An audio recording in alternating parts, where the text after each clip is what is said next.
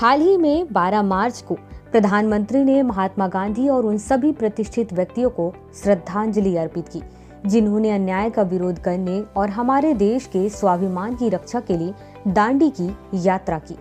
इससे पहले 2021 में एक स्मारक दांडी मार्च शुरू किया गया था, जिसमें अहमदाबाद के साबरमती आश्रम से नवसारी के दांडी तक 386 किलोमीटर की यात्रा में 81 लोगों ने हिस्सा लिया था। अब हम बात करते हैं दांडी मार्च के बारे में। दांडी मार्च, जिसे नमक मार्च, दांडी सत्याग्रह के नाम से भी जाना जाता है, गांधी जी के नेतृत्व में किया गया था।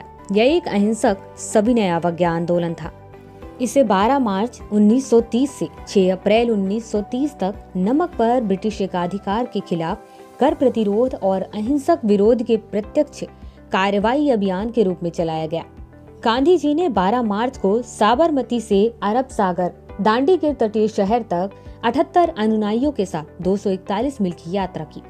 इस यात्रा का उद्देश्य गांधी और उनके समर्थकों द्वारा समुद्र के जल से नमक बनाकर ब्रिटिश नीति की उल्लंघन करना था। सविनय अवज्ञा आंदोलन पूरे देश में फैल गया। जल्दी लाखों भारतीय इसमें शामिल हो गए। ब्रिटिश अधिकारियों ने 60,000 से ज्यादा लोगों को गिरफ्तार किया। 5 मई को गांधी जी के गिरफ्तार होने के बाद यह सत्याग्रह जारी रहा।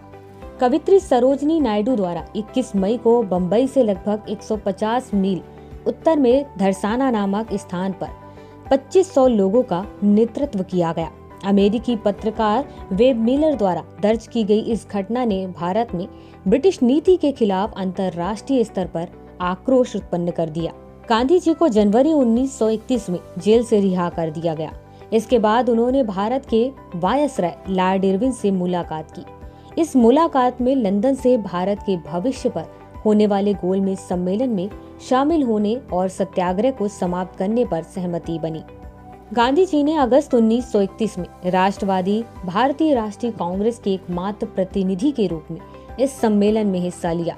यह बैठक निराशाजनक रही, लेकिन ब्रिटिश नेताओं ने गांधी जी को एक ऐसी ताकत के रूप में स्वीकार किया जिसे वे ना तो दबा सकते थे और ना ही अनदेखा कर सकते थे। सविनय अवज्ञा आंदोलन का क्या प्रभाव पड़ा, इसके बारे में बात करते हैं। सविनय अवज्ञा आंदोलन अलग अलग प्रांतों में अलग अलग रूपों में शुरू किया गया, जिसमें विदेशी वस्तुओं के बहिष्कार पर विशेष जोर दिया गया। पूर्वी भारत में चौकीदार कर का भुगतान करने से इनकार कर दिए। इसमें नो टैक्स अभियान बिहार में अत्यधिक लोकप्रिय हुआ।